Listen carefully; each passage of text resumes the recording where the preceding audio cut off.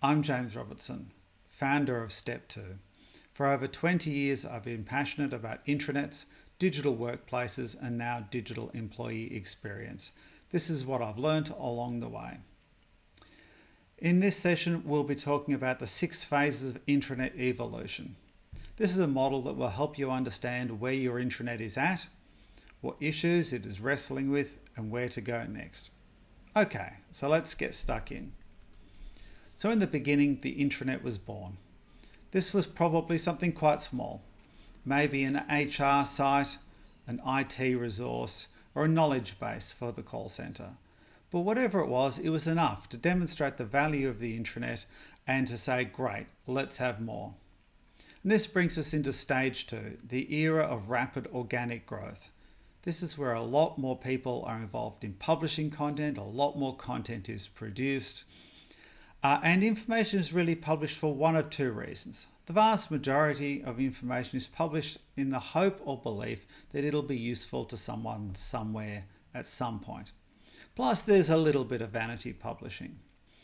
But as a result of this organic growth, the intranet can become large, very large. Thousands, tens of thousands, or even millions of pages in some of the largest organizations. And when I started talking about this, I talked about the intranet growing like coral. So lots of different shapes, lots of different colors, fish swimming through, and that was great. Except that very early on, one of my workshop participants said, no, that's not my intranet.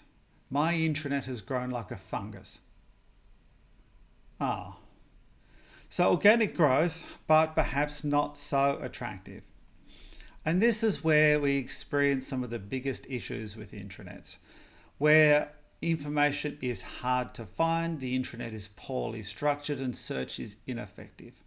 Content is out of date, incomplete, or missing entirely.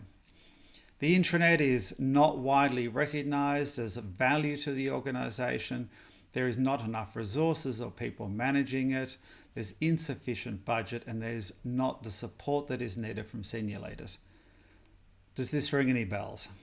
If so, you're not alone. So at this point, the intranet team, or maybe just the individual, says, oh my goodness, what a mess this has become. What are we going to do with this? Right, let's do a redesign.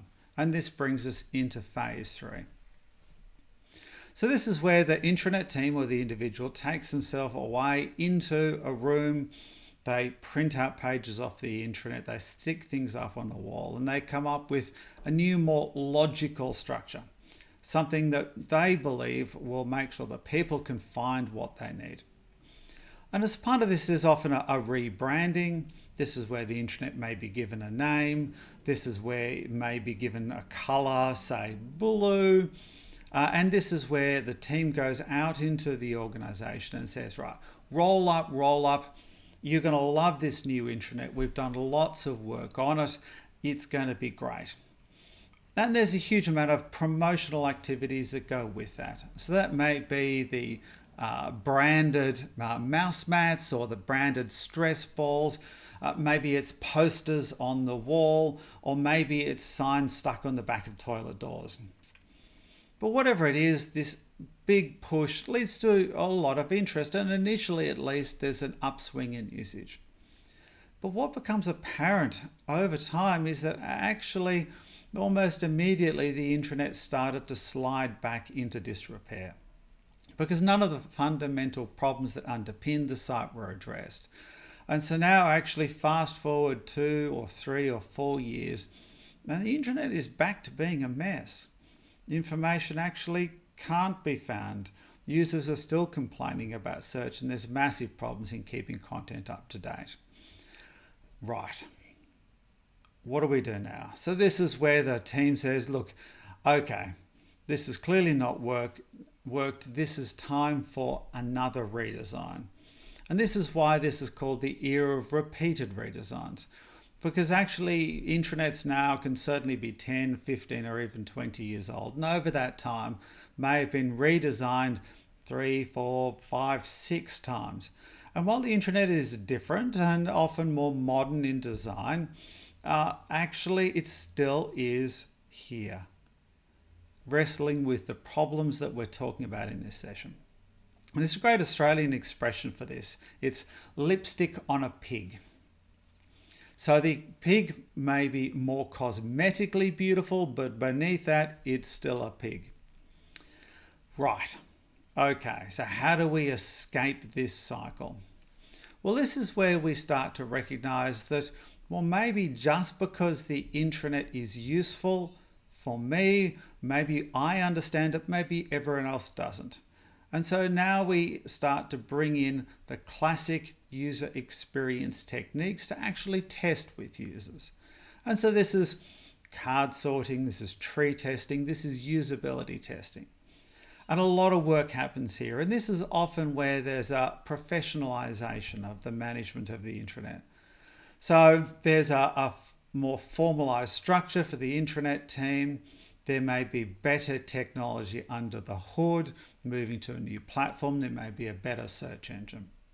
This is often also where the intranet team starts to engage with broader stakeholders to start to clarify the purpose of the intranet and maybe to take just some early business cases to senior leaders to get better support.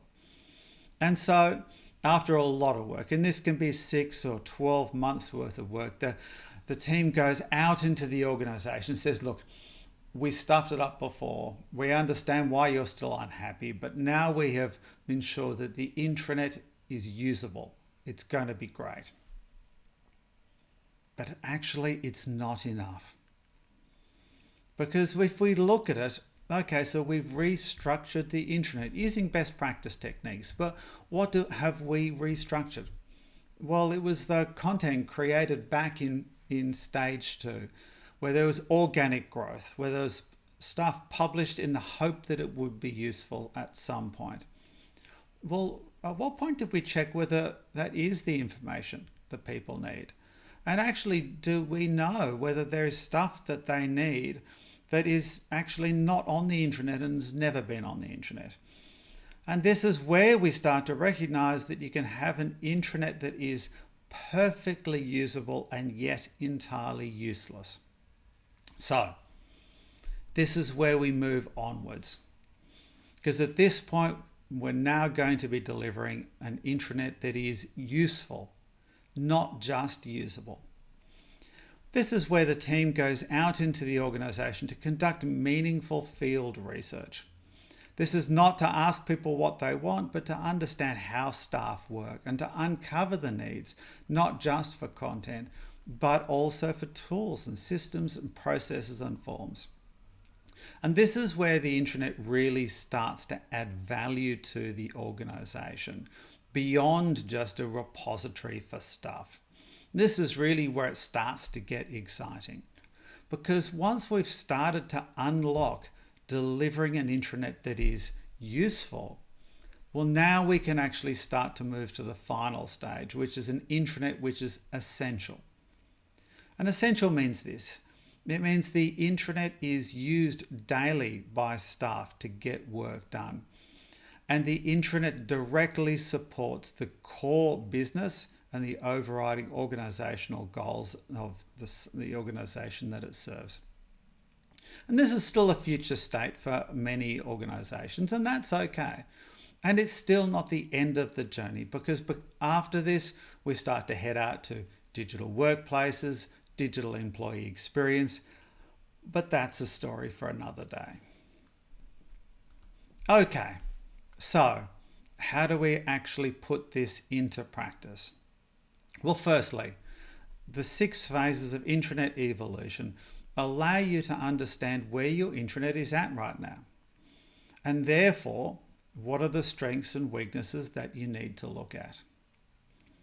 Secondly, the intranet the model allows you to determine where to go next, and hopefully avoiding some of the problems and hurdles that I've outlined, because this is a description of the story so far, but it doesn't have to be your future.